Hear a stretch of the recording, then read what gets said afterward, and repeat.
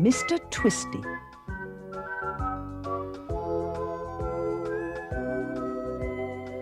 One day, when the two children and Chinky were in their playroom at the bottom of the garden, reading quietly, a knock sounded at the door.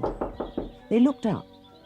A small man stood there with a straw hat in his hand and a sly look on his face. He spoke in a funny voice. Have you anything old to sell?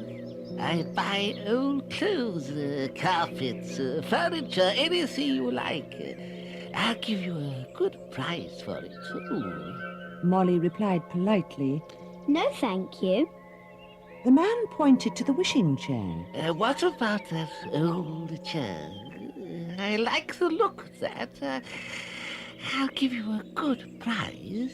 Certainly not. Now please go away, said Peter. The little man put on his straw hat, grinned at them all and went. Chinky looked uncomfortable and said to the children, I don't like the look of him. He may make trouble for us. I think I'll hop out into the garden today. I don't like people seeing me here. In about 10 minutes, Mother came down the garden, followed by the little man in the straw hat. She told them that his name was Mr. Twisty, and he wanted to buy an old chair he'd seen there. And then, to the children's horror, she asked to see it. They had kept their wishing chair a secret, and now the secret was out. They really didn't know what to do. But before they could do anything, they heard Mr. Twisty saying in a sly voice, That's agreed, then. £2 for that dirty old chair. I'll be back for it tonight. And he bowed and went off up the garden path. Their mother noticed how upset the children were and told them she'd buy them a nice new comfy wicker chair to take its place. Molly and Peter said nothing. Molly burst into tears as soon as Mother had gone. She sobbed, It's too bad.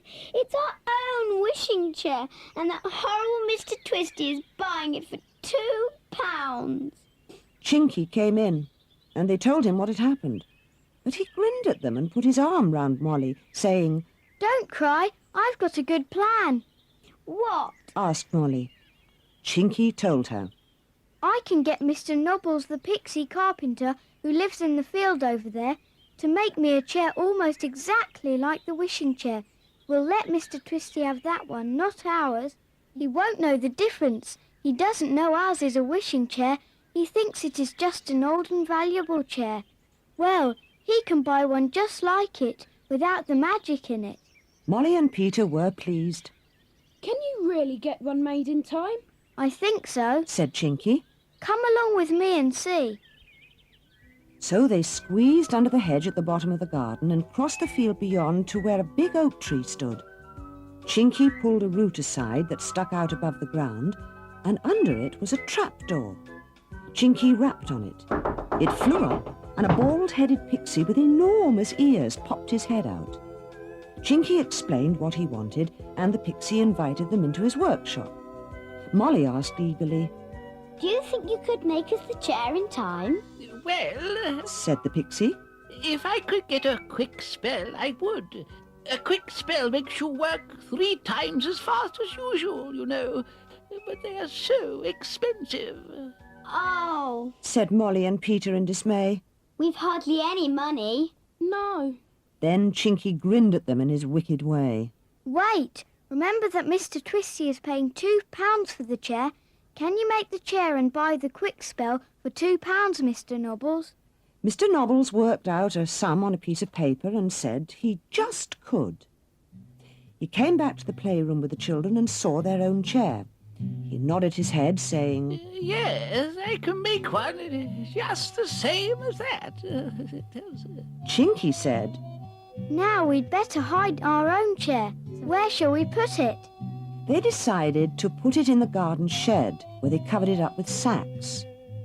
Just as they came back from the shed, they met Mr. Nobbles carrying on his back a new chair, just exactly like their old one. It was marvellous. Mr. Nobbles said, The quick spell worked quickly. Here's the chair. You can bring me the money any time.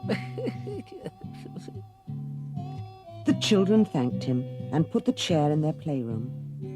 Then they waited for Mr. Twisty. He turned up at 6:30, his straw hat in his hand, and the usual wide smile on his sly face. Ah, there's the chair. Here's the money. Thank you very much. He took the chair, paid over the money, and went off, whistling a tune.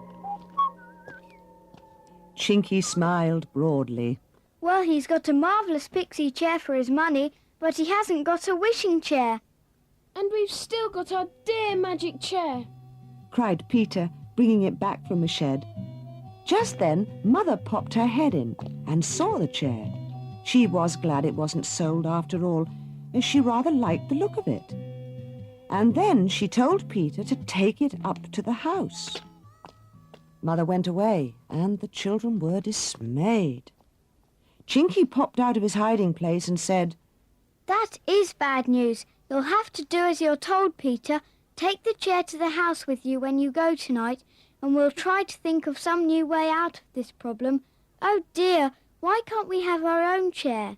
So Peter took it up to the house with him, and Mother put it in the living room. Suppose it grew wings there?